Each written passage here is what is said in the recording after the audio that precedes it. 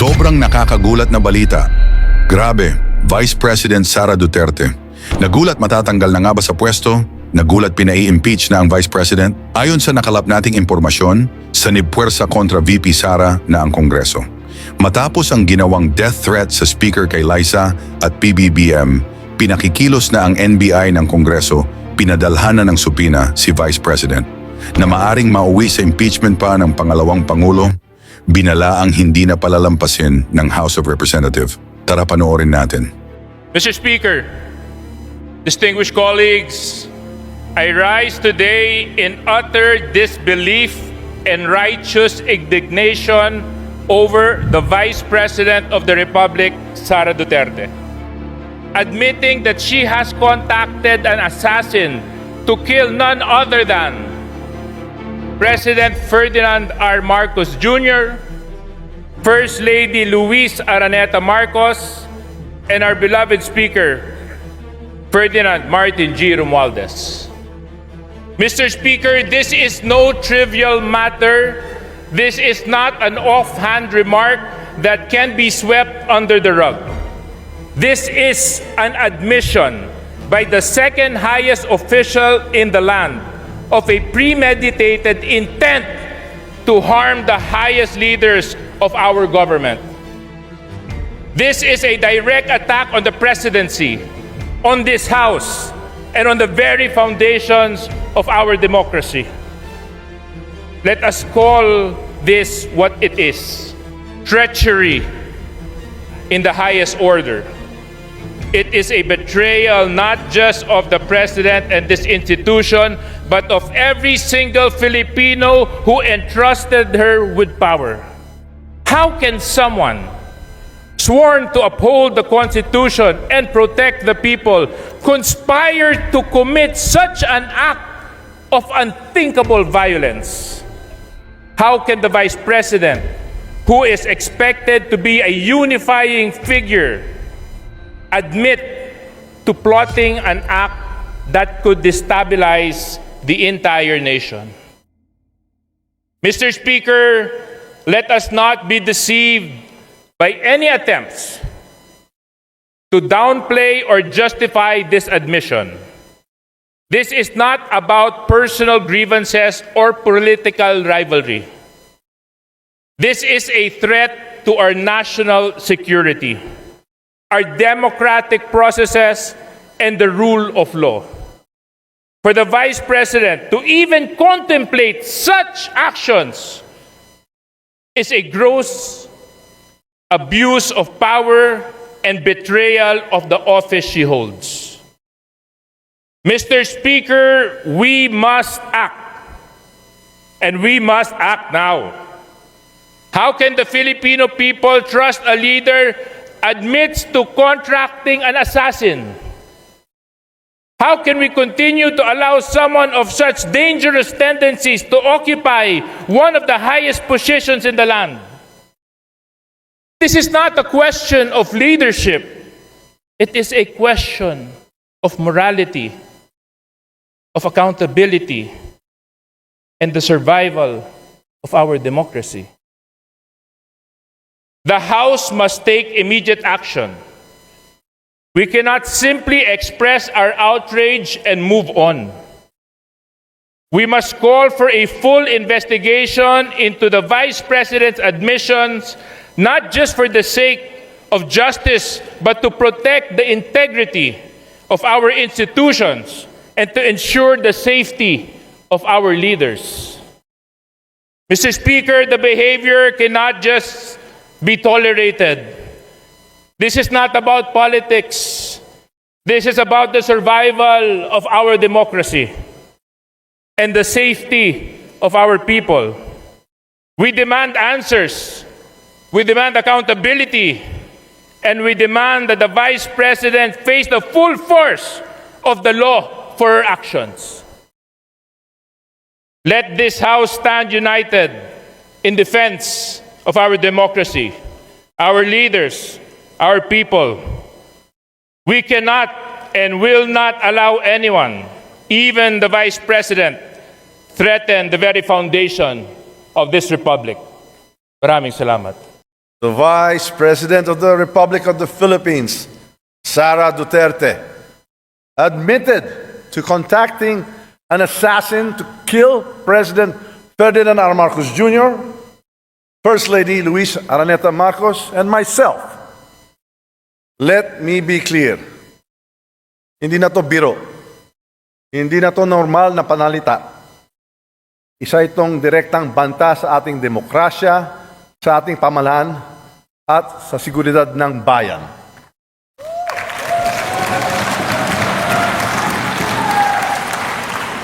Such statement is not just reckless, it is dangerous. It sends a chilling message to our people, a message that violence can be contemplated by those in positions of power. This is not just an affront to the individuals targeted, it is attack on the very foundation of our government.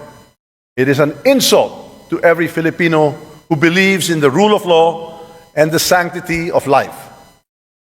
Violence has no place in our society. It is irreconcilable with the values that have taught and guided us for years. Values of respect and amicable, peaceful conflict resolution. We cannot let this pass as mere rhetoric. The gravity of such confession demands accountability. It demands answers. It demands that we, as the representatives of the Filipino people, take a stand to protect our democracy from any and all forms of threats. The actions of the Vice President will go down in the annals of history like a nightmare that will haunt our people for generations. And this House will do whatever we can to protect the dignity of this institution and the 100 million Filipinos we represent.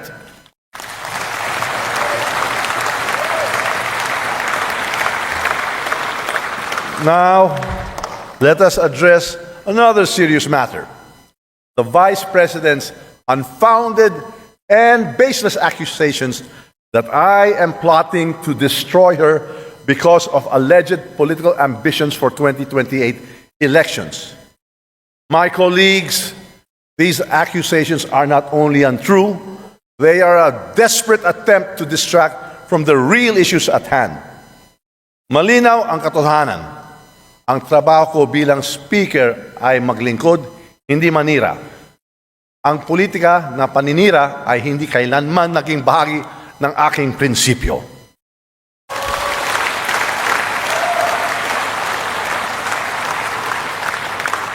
My focus has always been on fulfilling my responsibilities as Speaker of the House, leading with utmost integrity, untarnished by division and self-interest, and guided by the principle that every action and decision I take must always be for the benefit of the Filipino people.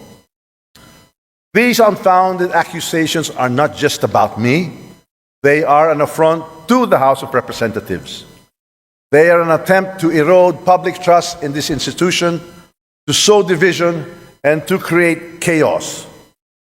We choose unity over division, dialogue over conflict, and cooperation over confrontation. Why these baseless accusations? The answer is simple: to divert attention from the mounting evidence of fund misuse under her leadership at the office of the Vice President and Department of Education. The issues surrounding confidential and intelligence funds, the questionable disbursements, and the lack of transparency demand answers. We will not tolerate and accept vague explanations and evasive responses. Kung wala kang itinatago, bakit hindi sagutin ang mga tanong? Karapatan ng taong bayan na malaman ang katotohanan. Accountability is not optional. Transparency is not negotiable. Those entrusted with public funds must be prepared to explain where it was disbursed and how these resources were utilized. Hindi ito personal. Ito ay usapin ng pananagutan at tiwala ng taong bayan. Instead of providing clarity, we have seen attempts to shift the narrative, to create distractions, and to fabricate stories. But let me remind everyone that truth is resilient. No amount of noise can drown it. This House of the People is a sacred institution. It is the embodiment of the people's will, and its dignity must be upheld at all times. Ang Kongreso ay sagrado. Ang mga patakaran at seguridad dito ay hindi nilalabag. Ang paglabag sa mga ito ay kawalang galang sa taumbayan ng ating pinaglilingkuran. Disrespect for the protocols, security measures, and leadership of this institution is not just a breach of rules, it is a breach of trust. To mock our protocols, to defy our orders, and to malign our leaders is to disrespect the Filipino people who elected us to serve. This House operates on the principles of the rule of law, transparency, and accountability. These principles are the bedrock of our democracy. To undermine them is to weaken the foundation upon which our nation stands. My colleagues, I call on you to stand with me in defending this institution.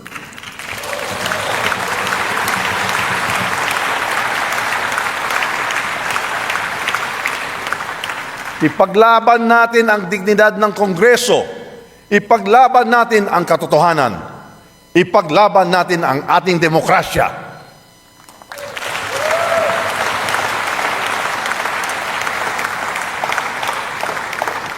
This is not about personal interests. It is about preserving the integrity of the House of Representatives and ensuring that it remains strong and a credible voice for the Filipino people. To the Filipino people, I assure you that this House will not waver in its commitment to transparency, accountability, and service. We should not allow individuals to ruin this great nation with their manipulative tactics, their troll armies, or their few blind followers. We owe it to the Filipino people to remain steadfast in our mission to pass laws that improve lives, protect freedoms, and ensure a brighter future for all. Finally, I reaffirm my unwavering support for President Ferdinand R. Marcos Jr. and his administration.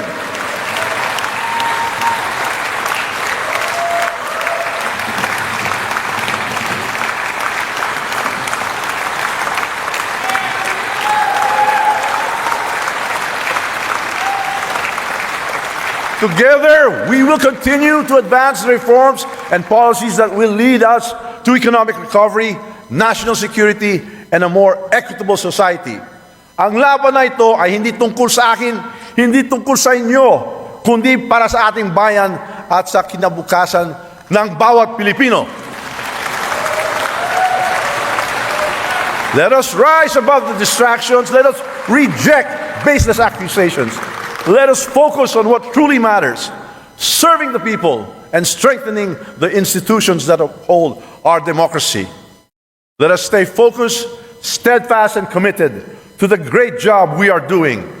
It is indeed my honor and privilege fighting this battle with and for all of you. Thank you, and may God bless the Philippines. Mabuhay ang Kongreso! Mabuhay ang sambayang Pilipino!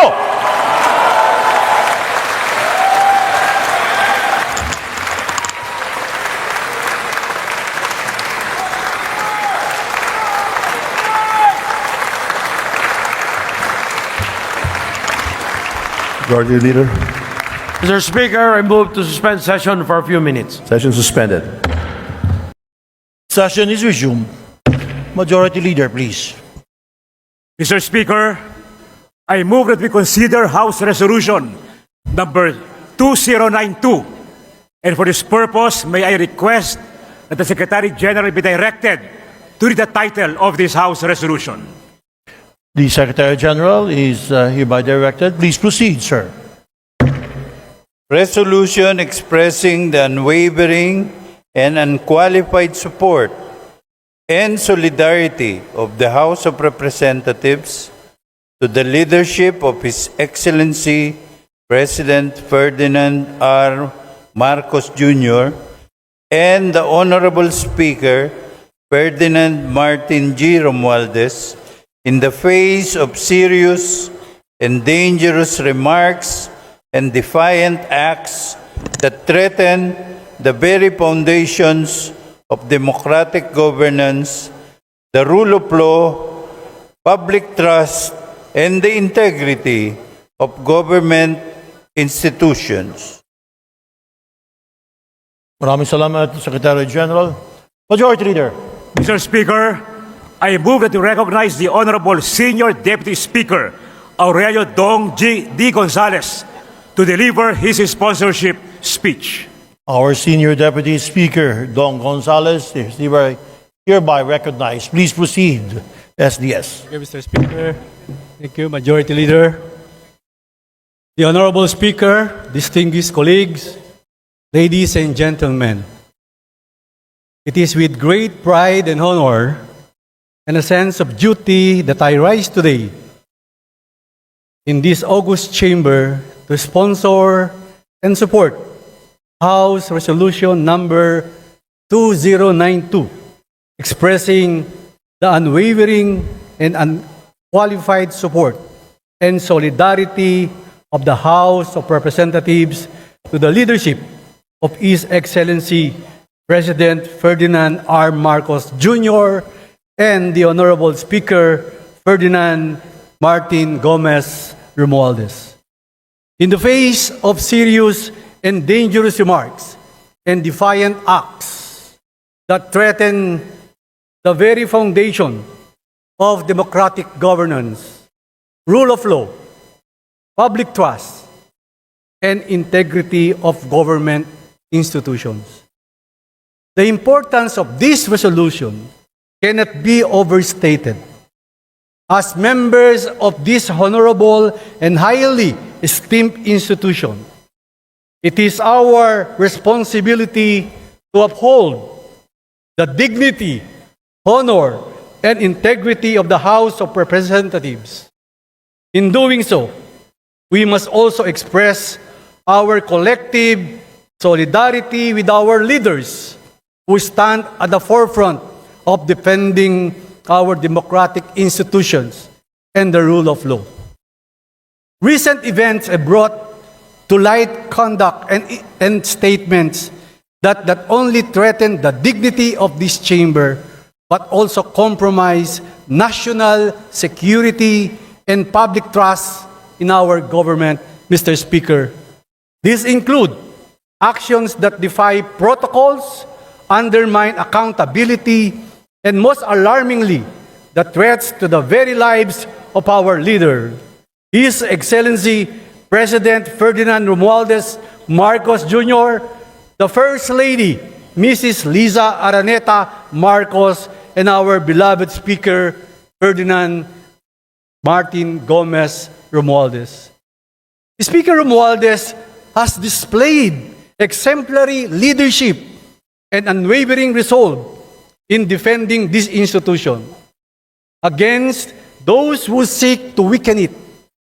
His swift and decisive response to these serious threats is a testament to his commitment to upholding the principles of democratic governance and the rule of law.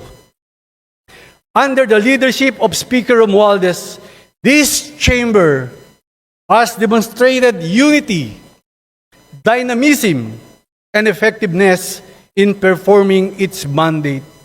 We have passed crucial legislations that support the priorities of the administration and address the needs of our constituents. These successes show that with a stalwart leader like Speaker Ferdinand Martin G. Romualdez, this institution can withstand any obstacle and remain a pillar of democracy. Moreover, the leadership of President Ferdinand Romualdez Marcos Jr. continues to guide our nation toward progress and stability. His vision for a strong and united Philippines is evident in the administration achievements. It is our duties as legislators to rally behind our President in defending the interests of the Filipino people and safeguarding the future of our democratic institution. Mr. Speaker, in this spirit, I call upon each and every one of you, my esteemed colleagues, to support the immediate adoption of House Resolution number 2092, to support the immediate adoption of House Resolution number 2092. Let us show the nation that we stand united behind our leadership and in defense of the sacred principles of democracy, accountability, and the rule of law. Dakal pong salamat. Mabuhay si Presidente Ferdinand Romualdez Marcos Jr. Mabuhay si Speaker Ferdinand Gomez Romualdez. Mabuhay ang mababang kabulungan. At maraming salamat po, Luidia, ing Pilipinas. Dakal pong salamat. Maya pagkat panapod po kay kayuman. Mabuhay, Senior Deputy Speaker Aurelio Dong D. Gonzales. Maraming salamat, sir. Majority Leader. Mr. Speaker, I move that we recognize the Honorable Majority Leader, Manuel Jose Manix M. Dalipe, to deliver his sponsorship speech. To our Majority Leader, Manuel Jose Manix M. Dalipe. Please proceed, sir.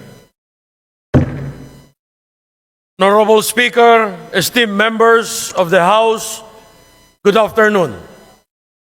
I rise today to express my unwavering support for the House of Representatives and our Speaker, the Honorable Ferdinand Martin G. Romualdez, in the light of the recent events faced by our institution. The House of Representatives stands as a cornerstone of this nation's democracy. As we carry out our mandate and stand to uphold the Constitution of the Republic of the Philippines, we operate on established rules and procedures to ensure transparency, accountability, and order within our walls and beyond. Over the past few days, we witnessed the blatant disregard for these rules and protocols by no less than the second highest official of the land. I take this opportunity to reiterate that this august chamber must be accorded the honor and dignity befitting its status as the House of the people. To disrespect this chamber is to disrespect the people we represent. No public official, regardless of rank, position, should consider itself above and beyond the 100 million strong Filipino people by obstructing the lawful proceedings and orders of the House. The wanton breach of protocol, the use of vindictive language, and the threat of harm aimed at the leaders of our country show a deep and encompassing disrespect for the rule of law and democratic institutions that we have sworn to protect. Mr. Speaker, I believe we can do better. We must remember that our actions set the tone of public governance in this country. I applaud President Marcos and Speaker Romualdez for their patience, restraint, and ability to rise above the fray by blocking out the external noise and focusing on the work that needs to be done. I urge all of us to follow their example. Let us continue to do our work, no matter the obstacles put in our path, and remember that it is in our collective strength that we have achieved all our legislative goals and more. Maraming salamat po. Mabuhay ang ating mahal na Pangulo, Ferdinand R. Marcos Jr. Mabuhay ang ating House Speaker, Ferdinand Martin G. Romualdez. Mabuhay ang bagong Pilipinas. Mabuhay ka. Maraming salamat, Majority Leader Manuel Jose Manex M. Dalipe. Majority Leader. Mr. Speaker, I move that you recognize Deputy Speaker David J.J.C. Suarez for his manifestation. Deputy Speaker in the Province of Quezon, Congressperson J. Suarez. You're recognized, sir. Please proceed. Mr. Speaker, Maraming salamat. Deputy Speaker David J.J. Suarez. Majority Leader. Mr. Speaker, I move that you recognize the Honorable Albert S. Garcia of the 2nd District of Bataan for his manifestation. The gentleman from the 2nd District of Bataan, Representative Albert S. Garcia, is recognized. Mr. Speaker, distinguished colleagues, I rise today with a deep sense of indignation and disbelief over the shocking admission made by Vice President Sara Duterte that she had contacted an assassin to target none other than His Excellency President R. Marcos Jr., First Lady Luis Araneta Marcos, and our esteemed Speaker, Ferdinand Martin G. Romualdez. Let us pause for a moment, Mr. Speaker, to reflect on the gravity of this revelation. The second highest official of the land, someone who took an oath to protect and uphold the Constitution, has admitted to contemplating violence against the very people she sworn to serve alongside. This is not just alarming, it is a betrayal of public trust and an affront to our democratic values and a threat to the stability of our nation. Mr. Speaker, how can we as representatives of the Filipino people stand silent in the face of such a heinous admission?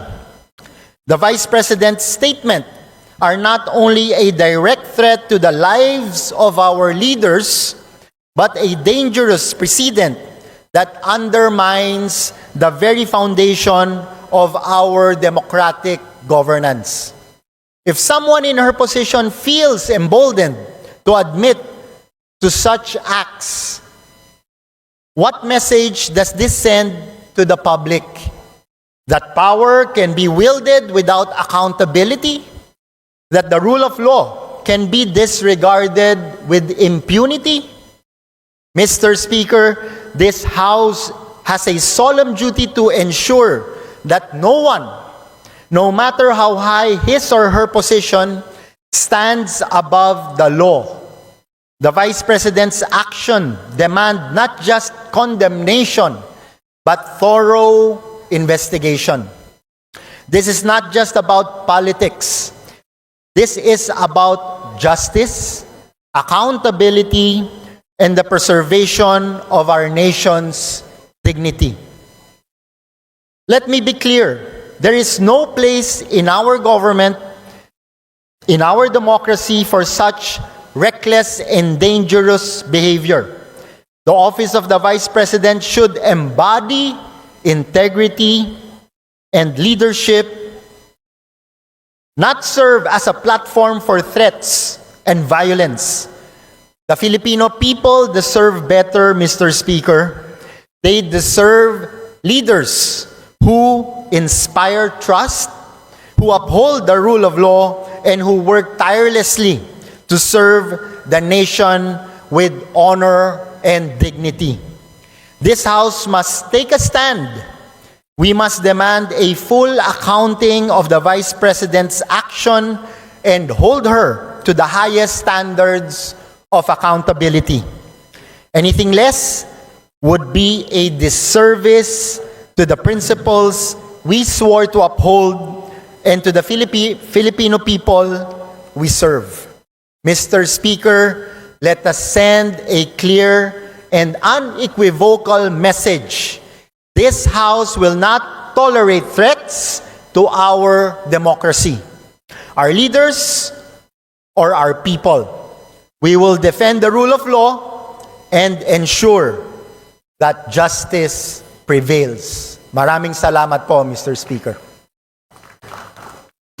Maraming salamat, Representative Albert S. Garcia, 2nd District of Bataan. Majority Leader. Mr. Speaker, I move that we recognize the Honorable Wilfrido Mark M. Enverga of the 1st District of Quezon to deliver his manifestation. The gentleman from the 1st District of Quezon, Representative Wilfredo Mark M. Enverga. You have the floor, sir. Thank you very much, Mr. Speaker. Thank you, Majority Leader. Mr. Speaker, distinguished colleagues, I rise today to firmly and unequivocally defend the integrity, honor, and exemplary leadership of our esteemed Speaker, Ferdinand Martin G. Romualdez, against the baseless and malicious accusations hurled by Vice President Sara Duterte. First, let us confront the outrageous claim that the Speaker, a man who has dedicated his life to public service and the betterment of Filipino people, harbored any intent to harm the Vice President. Mr. Speaker, such allegations are not only preposterous, they are designed to distract and divide. They lack even a shred of evidence and are nothing more than a desperate attempt to tarnish the Speaker's reputation. Our Speaker has consistently demonstrated his commitment to democratic governance, transparency, and public service. Under his leadership, this House has passed landmark legislation to uplift the lives of our fellow Filipinos, recover from economic challenges, and ensure national security. These are the actions of a leader who serves with integrity and purpose, not one who engages in petty, baseless conspiracies. Second, let us address the Vice President's claim that the Speaker is involved in illicit activities. Mr. Speaker, these accusations are as hollow as they are reckless. They are not supported by facts, evidence, or any credible source. They are only to sow mistrust and undermine the Speaker's hard-earned credibility. Let us be clear. This House will not allow baseless mudslinging to derail our mission of serving the people. What drives these accusations, Mr. Speaker? Is it political ambition? Or is it simply a refusal to accept the Speaker's growing stature as a unifying and decisive leader? Whatever the motive, one thing is clear. These attacks do not reflect on Speaker's character. They reflect on desperation of those who make them. Mr. Speaker, the Filipino people deserve leaders who focus on solutions, not divisiveness, on progress, and not lies. Speaker Romualdez embodies these values. He has guided this House with wisdom, fairness, and a steadfast dedication to the people we serve. His record speaks for itself, and no amount of baseless accusations can erase the accomplishments he has achieved for this nation. In closing, let me say this: the truth will always prevail over lies. This House stands firmly behind Speaker Romualdez, not just because he is our leader, but because he represents the values of integrity, accountability, and service that we all aspire to uphold. We will not be swayed by baseless attacks, and we will continue to stand united in our commitment to serving the Filipino people. Maraming salamat po, Mr. Speaker. Maraming salamat. Maraming salamat. 1st District, Quezon, Representative Wilfredo Mark M. Enverga. Majority Leader. Mr. Speaker, I move that we recognize the Honorable Robert S. Barbers of the 2nd District of Surigao del Norte for his manifestation. The gentleman of the 2nd District of Surigao del Norte, Representative Robert S. Barbers. You have the floor, sir. Thank you very much, Mr. Speaker, Majority Leader. Mr. Speaker, esteemed colleagues, I rise today not only to defend the honor of this House, but to uphold the integrity and unwavering leadership of our Speaker, Ferdinand Martin G. Romualdez, against the baseless accusations made by the Vice President Sara Duterte. These accusations that our Speaker intended to harm her or that he is involved in illicit activities are nothing but unfounded and irresponsible allegations meant to distract and discredit. First, Mr. Speaker, let us recognize the kind of leadership Speaker Romualdez has exemplified. Under his stewardship, this House has worked tirelessly to pass transformative legislation that directly impacts the lives of millions of Filipinos. From championing economic recovery measures to addressing pressing national security concerns, the Speaker's vision and decisive leadership have steered this chamber toward progress and stability. These are the qualities of a statesman, one who places the nation's welfare above all else. Second, Mr. Speaker, let us consider the gravity of the accusations hurled against him. To accuse someone of plotting harm or engaging in illicit activities without a shred of evidence is not only reckless but dangerous. Such baseless statements undermine the very fabric of our democratic institutions.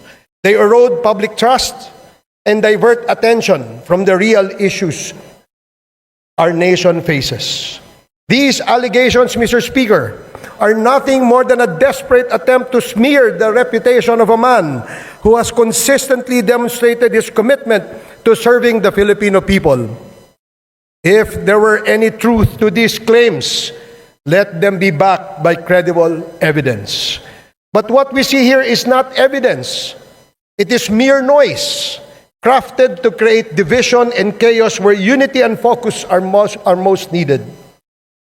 Let us also ask, why is the Speaker being targeted? Is it because of his success in uniting this House under a shared vision for progress? Is it because his leadership has garnered respect and trust not just from his colleagues here, but from the Filipinos at large? Or is it simply because his integrity and competence stand as a stark contrast to those who thrive on baseless accusations and political theatrics? Mr. Speaker, this chamber must stand firm against attempts to tarnish the reputation of its leader. Speaker Romualdez has always conducted himself with honor and dedication. His track record of service speaks louder than any false accusation, and his commitment to the rule of law and public accountability remains unshaken. I have known you, Mr. Speaker, as a conscientious public servant. In the short span that you have discharged your duties as Speaker, I can honestly say that you have treated all of us fairly and that in all the conduct of affairs, you have always displayed decency, bearing, and character that bespeaks of a statesman. Through all the attacks and accusations that comes with a position, I see you always taking the high moral ground. By any measure, your calm and calculated bearing stand tall among all of us amidst all the crisis, a distinct trait that all leaders must possess. In closing, Mr. Speaker, I urge my colleagues and the Filipino people to focus on what truly matters: the Speaker's consistent efforts to build a stronger, more united, and more prosperous Philippines. Let us not allow baseless accusations to distract us from our shared mission of service to the nation. The Speaker has our trust, our confidence, and our unwavering support. Thank you very much, Mr. Speaker. Daghang kayong salamat, Representative Robert Ace S. Barbers, 2nd District, Surigao del Norte. Majority Leader. Mr. Speaker, I move that we recognize the Honorable Rosana Ria V. Vergara of the 3rd District of Nueva Ecija to deliver her manifestation. Representative Rosana Rita V. Vergara, 3rd District, Nueva Nueva Ecija. You're recognized, ma'am. Please proceed. Mr. Speaker, distinguished colleagues, I rise today to address and firmly refute the baseless and malicious accusations being spread that Speaker Ferdinand Martin G. Romualdez is attempting to destroy the Vice President because of a supposed ambition to run for President in 2028. These claims are not only unfounded, but are an insult to the Speaker's character and his unwavering commitment to public service. It is also an attack to the integrity of the House of Representatives as an institution. We cannot allow this. We must not. Mr. Speaker, let us set the record straight. Speaker Romualdez has demonstrated time and again that his focus is solely on his duties as the leader of this House. Under his guidance and leadership, we have successfully passed critical legislation that addresses the urgent needs of the Filipino people, including measures on economic recovery, national security, and social services. His record of service is rooted in action, not ambition. The Speaker's leadership is not about personal political gain. It is about building a stronger, united Philippines. If there is one thing Speaker Romualdez has consistently shown, it is his ability to rise above political noise and focus on the issues that truly matter to our constituents. The allegations that the Speaker is using his position to target the Vice President are as absurd as they are divisive. These claims are nothing more than an attempt to deflect attention from her own failures and controversies. The Vice President's struggles to navigate her own responsibilities as a public official should not be blamed on the Speaker's competence or leadership. Mr. Speaker, let us ask, why would someone who has consistently demonstrated loyalty to the administration of President Ferdinand Marcos Jr. and who has been a staunch ally of its programs engage in such petty political games? The truth is, these accusations are a convenient excuse for the Vice President to evade accountability for her actions and distract the public from her lack of concrete achievements. Let us also recognize the Speaker's long-standing reputation for unity and collaboration, his efforts to build coalitions across party lines, and his dedication to fostering a harmonious relationship with the executive branch contradict the notion that he is driven by personal ambition.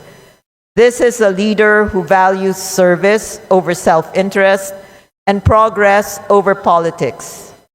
Mr. Speaker, I urge our colleagues and the Filipino people to see these claims for what they are: desperate attempts to sow division and tarnish the reputation of an exemplary public servant and the institution that he leads. Speaker Martin Romualdez is focused on his duties today, not on ambitions for tomorrow.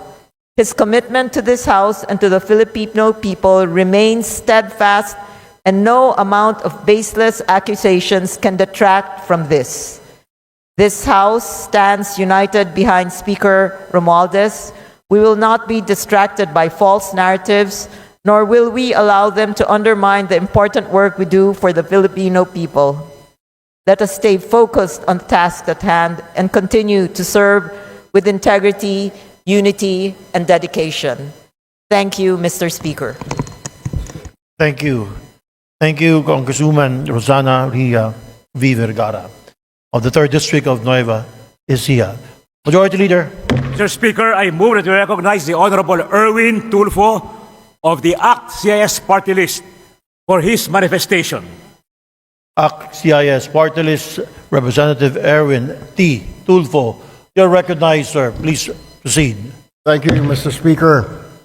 Mr. Speaker, allow me to read the manifesto of the party list coalition as directed by the party list leaders. Mr. Speaker, distinguished colleagues, the party list coalition clearly see a diversion of attention away from the mounting evidence of fund misuse under the Office of the Vice President in the Department of Education. Mr. Speaker, the allegation of financial irregularities involving the OBP and the DepEd are serious and demand answers. The Filipino people deserve accountability, transparency, and honesty from their leaders, especially from someone who oversees billions of pesos meant to uplift the lives of our citizens and improve the quality of education of our children. Instead of addressing these issues head-on, they have chosen to create a smokescreen, fabricating baseless accusations against Speaker Ferdinand Martin Romualdez and other public officials. Mr. Speaker, the Speaker of this House, Ferdinand Martin G. Romualdez, has shown exemplary leadership in ensuring that this chamber remains a bastion of transparency and accountability. He has no time for petty political games. His focus is on serving the Filipino people. Mr. Speaker, the Filipino people deserve the truth. They deserve leaders who prioritize service over self-preservation.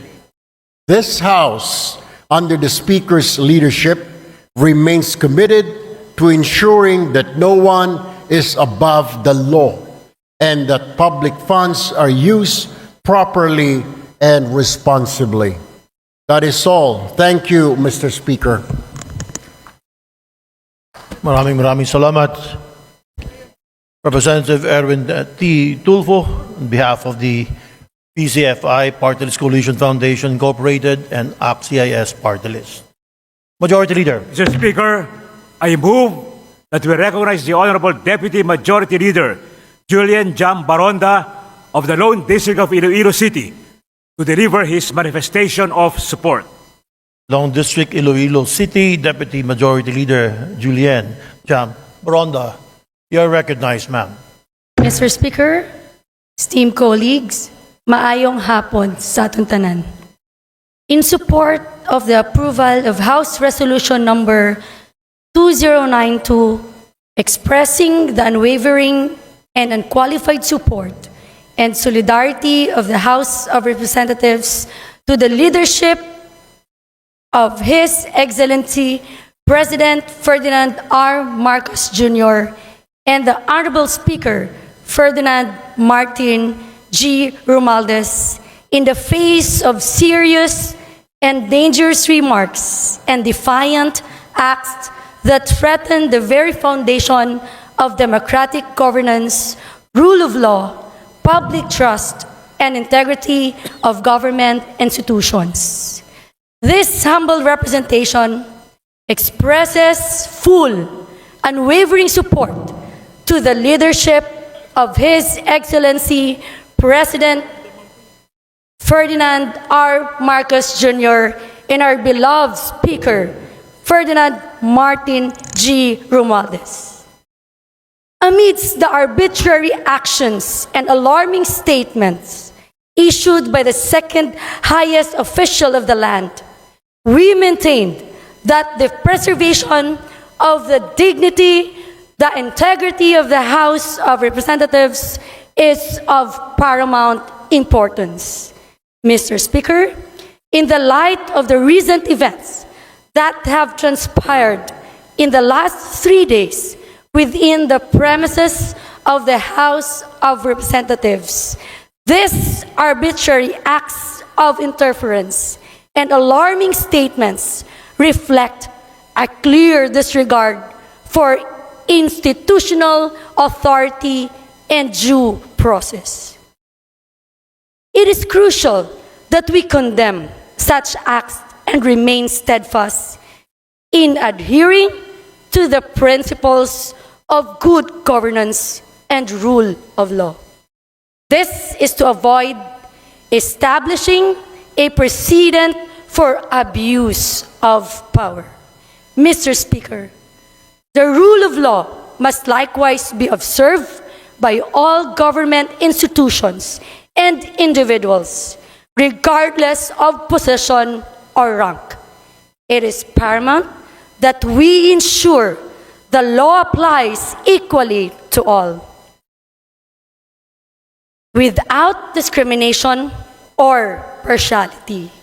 We also emphasize the importance of safeguarding the public trust that citizens have placed in their elected leaders. Public trust is earned through transparency, accountability, and commitment to public service. Maintaining these values requires our collective and unwavering determination. Thus, this august chamber stands united in its support for the leadership's effort to uphold integrity and the institution, and to ensure that governance is exercised in the manner that is both accountable and transparent for the Filipino people. Mabuhay ang Kongreso. Madamo nga salamat, Mr. Speaker. Damo gid salamat. Deputy Majority Leader Julian Jam Boronda, Long District of Iloilo. Majority Leader. Mr. Speaker, I move that we recognize the Honorable Tobias Toby M. Chanco of the Lone District of Navotas City to deliver his manifestation of support. And gentleman from the Long District of Navotas City, Representative Toby M. Tiangco. You're recognized, sir. Please proceed. Mr. Speaker, distinguished colleagues, a pleasant day to all of you. It is with great respect and a deep sense of responsibility that I rise before this august body to manifest my unwavering support for the approval of House Resolution number 2092 in light of the recent events that have threatened the dignity of the House of Representatives and the stability of our democratic institutions. Recently, the Vice President acted with shocking recklessness, issuing threats, deliberately violating security protocols, and using invectives that are unbecoming of her position, thereby undermining the integrity of the House of Representatives and the foundations of our democratic institutions. While these actions and statements cannot and should not be taken lightly, this House will take the higher ground and choose to rise above such actions and threats, focusing instead on the principles of respect and civility that guide this institution rather than descending into the rhetoric of violence and intimidation. We must not allow individuals, regardless of their positions and influence, to undermine the integrity of this body and our nation through manipulative tactics, orchestrated campaigns, or the deliberate sowing of discord by those who seek only to create chaos and division for their own gain. Our purpose is to serve the people and to work for the greater good, not to be swayed by distractions, hostility, or self-serving agendas.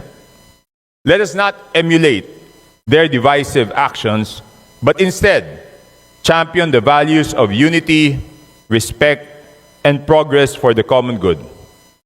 Principles that Speaker Romualdez and this institution have steadfastly upheld throughout the 19th Congress. Therefore, Mr. Speaker, it is with utmost respect and a sense of responsibility to the Filipino people that I ask this body to stand united in approving House Resolution 2092.